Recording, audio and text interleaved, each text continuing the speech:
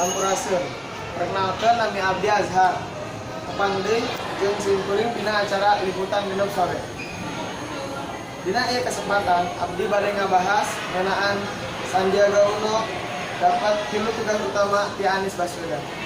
Wakil Gubernur DKI Jakarta Sandiaga Uno ngabeberkeun 3 tugas utama nu dibere ku Gubernur Anies Baswedan ka anjeunna.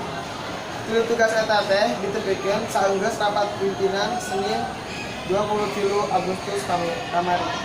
Nu kahiji, Sandi ditugaskeun mantau genep proyek pambangunan infrastruktur jalan nu nyebabkeun kemacetan di Jakarta.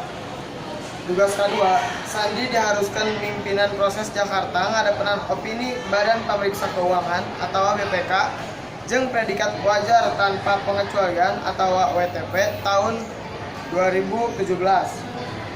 Numutkeun Sandi tanggung jawab ieu ka asup hese. Kusabab salila 4 tahun pamerintahan Pak Ahok oge, Jakarta tara pernah ngadepeutan predikat WTP.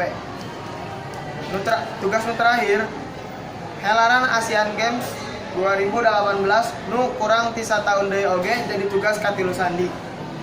Ieu helaran nu amat krusial, kusabab eta urang geus manggil Kadispora atau Kepala Dinas Olahraga jeung Pangmuda ngeunaan persiapanana, cek Sandiaga Uno.